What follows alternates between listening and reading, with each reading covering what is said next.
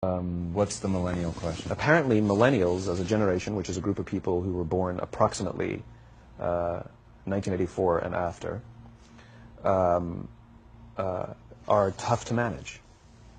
And they're accused of being entitled and narcissistic, and self-interested, unfocused, lazy. But entitled is the big one. And because they confound leadership so much, what's happening is leaders are asking the millennials, what do you want? And millennials are saying, we want to work in a place with purpose, love that. We want to make an impact, you know, whatever that means. We want free food and beanbags. And so somebody articulates some sort of purpose, there's lots of free food and there's beanbags, and yet for some reason they're still not happy. And that's because they're missing, there's a missing piece. What I've learned is that I can break it down into four pieces, right? There are four things, four characteristics. One is parenting, the other one is technology, the third is impatience, and the fourth is environment. The generation that we call the millennials, too many of them grew up subject to, not my words, failed parenting strategies, you know, where, for example, they were told that they were special all the time. They were told that they could have anything they want in life, just because they want it, right? They were told, some of them got into honors classes, not because they deserved it, but because their parents complained. And some of them got A's, not because they earned them, but because the teachers didn't want to deal with the parents. Some kids got participation medals. You got a medal for coming in last, right? Which the science we know is pretty clear, which is it devalues the medal and the reward for those who actually work hard, and it actually makes the person who comes in last feel embarrassed because they know they didn't deserve it, so it actually makes them feel worse, right? So you take this group of people, and they graduate school, and they get a job, and they're thrust into the real world, and in an instant, they find out they're not special, their moms can't get them a promotion, that you get nothing for coming in last, and by the way, you can't just have it because you want it, right? And in an instant, their entire self-image is shattered. And so you have an entire generation that's growing up with lower self-esteem than previous generations. The other problem, to compound it, is we're growing up in a Facebook, Instagram world. In other words, we're good at putting filters on things. We're good at showing people that life is amazing even though I'm depressed, right? And so everybody sounds tough, and everybody sounds like they got it all figured out. And the reality is there's very little toughness, and most people don't have it figured out. And so when the more senior people say, well, what should we do? They sound like, this is what you got to do. And they have no clue. Right? So you have an entire generation growing up with lower self-esteem than previous generations, right? Through no fault of their own. Through no fault of their own, right? They were dealt a bad hand, right? Now let's add in technology. We know that engagement with social media and our cell phones releases a chemical called dopamine. That's why when you get a text, it feels good. Right? So, you know, we've all had it where you're feeling a little bit down or feeling a bit lonely, and so you send out 10 texts to 10 friends, you know, hi, hi, hi, hi, hi. Because it feels good when you get a response, right? Right? It's why we count the likes, it's why we go back 10 times to see if my Instagram is growing slower, did I do something wrong? Do they not like me anymore, right? The trauma for young kids to be unfriended, right? Because we know when you get a hit of dopamine, which feels good. It's why we like it. It's why we keep going back to it. Dopamine is the exact same chemical that makes us feel good when we smoke, when we drink, and when we gamble. In other words, it's highly, highly addictive, right? We have age restrictions on smoking, gambling, and alcohol, and we have no age restrictions on social media and cell phones, which is the equivalent of opening up the liquor cabinet and saying to our teenagers, hey, by the way, this adolescence thing, if it gets you down. But that's basically what's happening. That's basically what's happening, right? That's basically what's happening. You have an entire generation that has access to an addictive, numbing chemical called dopamine through social media and cell phones as they're going through the high stress of adolescence. Why is this important? Almost every alcoholic discovered alcohol when they were teenagers. When we're very, very young, the only approval we need is the approval of our parents. And as we go through adolescence, we make this transition where we now need the approval of our peers. Very frustrating for our parents, very important for us. It allows us to acculturate outside of our immediate families into the broader tribe, right? It's a highly, highly stressful and anxious period of our lives, and we're supposed to learn to rely on our friends. Some people, quite by accident, discover alcohol and numbing effects of dopamine to help them cope with the stresses and anxieties of adolescence. Unfortunately, that becomes hardwired in their brains, and for the rest of their lives, when they suffer significant stress, they will not turn to a person, they will turn to the bottle. Social stress, financial stress, career stress. That's pretty much the primary reasons why an alcoholic drinks, right? What's happening is because we're allowing unfettered access to these dopamine-producing devices and media, basically it's becoming hardwired, and what we're seeing is as they grow older, too many kids don't know how to form deep, meaningful relationships. Their words, not mine. They will admit that many of their friendships are superficial.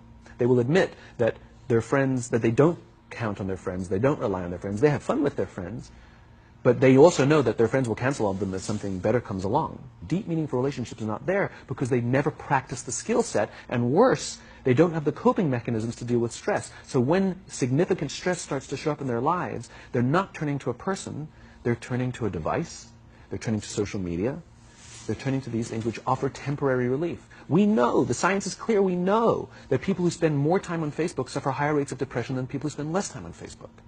Right? These things balance. Alcohol is not bad. Too much alcohol is bad. Gambling is fun. Too much gambling is dangerous.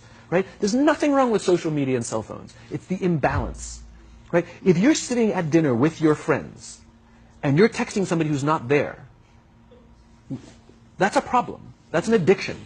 If you're sitting in a meeting with people you're supposed to be listening to and speaking, and you put your phone on the table, face up or face down, I don't care, that sends a subconscious message to the room that you're just not that important to me right now, right?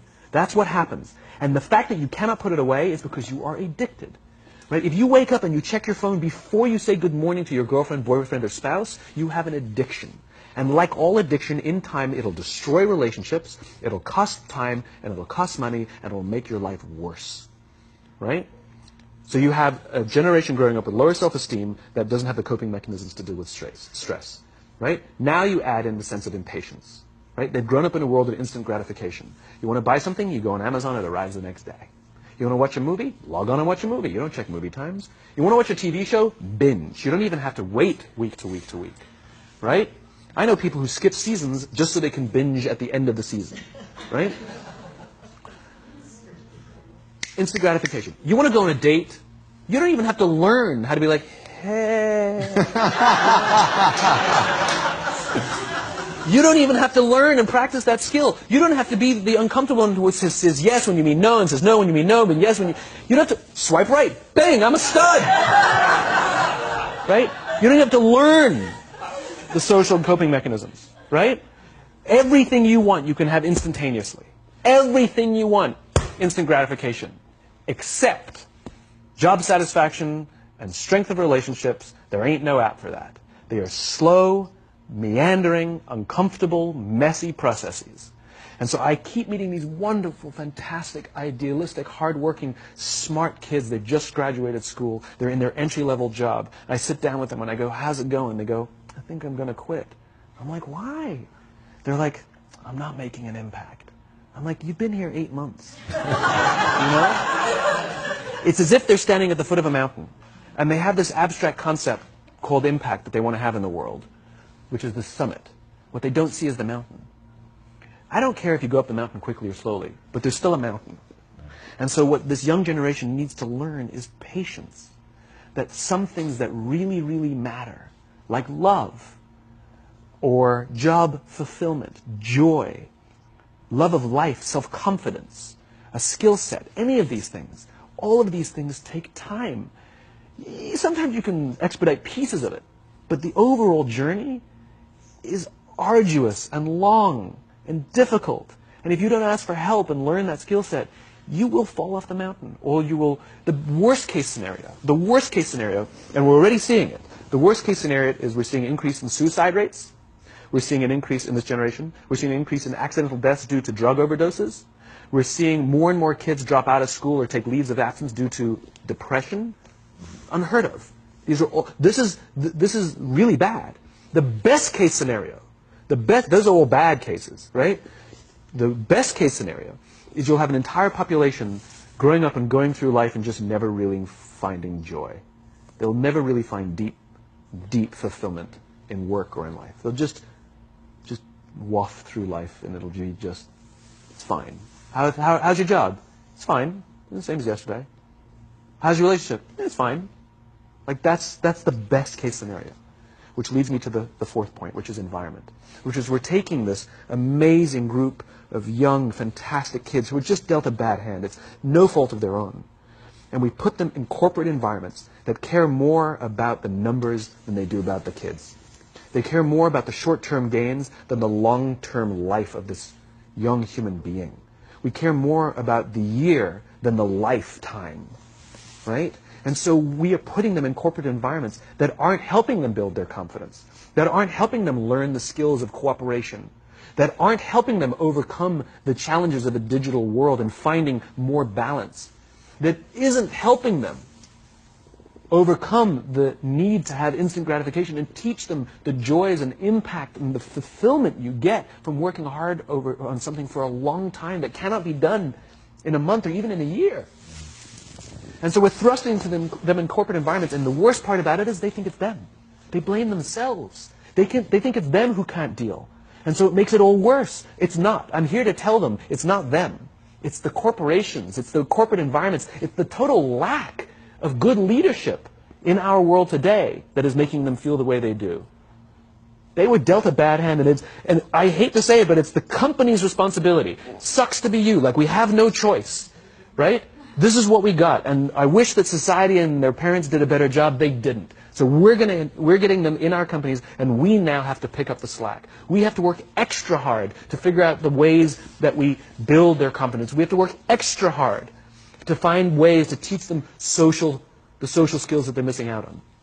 There should be no cell phones in conference rooms. None. Zero. And I don't mean the kind of like sitting outside waiting to text. I mean like when you're sitting and waiting for a meeting to start, this is what we all do. We all sit here and wait for the meeting to start. Meeting starting? Okay. We start the meeting. No, that's not how relationships are formed. Remember we talked about it's the little things? Relationships are formed this way. We're waiting for a meeting to start and we go, how's your dad? I heard he was in the hospital. Oh, he's really good. Thanks for asking. He's actually at home now. Oh, I'm really glad. That was really amazing. I know, it was really scary for a while. That's how you form relationships. Hey, did you ever get that report done? Oh my God, no, I didn't. I'll help you out. Can I help you out with that? Really? That's how trust forms. Trust doesn't form in an event, in a day. Even bad times don't form trust immediately. It's the slow, steady consistency.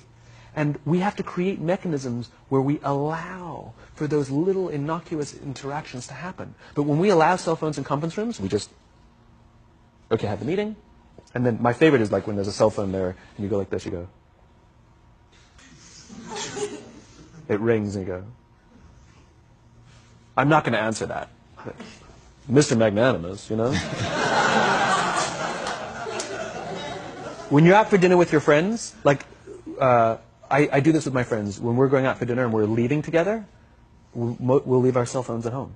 Who are we calling? Maybe one of us will bring a phone in case we need to call an Uber or take a picture of our meal. That's what I was saying. Come on. I'm an idealist, but I'm not insane. You know? At a heathen. I mean, it looked really good. We'll take one phone. And so it's like an alcoholic. The reason you take the alcohol out of the house is because we cannot trust our willpower. We're just not strong enough. But when you remove the temptation, it actually makes it a lot easier. And so when you just say, don't check your phone, people literally will go like this. And somebody will go to the bathroom, and what's the first thing we do? Because I wouldn't want to look around the restaurant for a minute and a half, you know? But if you don't have the phone, you just kind of enjoy the world. And that's where ideas happen. The constant engagement is not where you have innovation and ideas. Ideas happen when our minds wander and we go, and you see something, I bet they could do that. That's called innovation, right? But we're taking away all those little moments, right?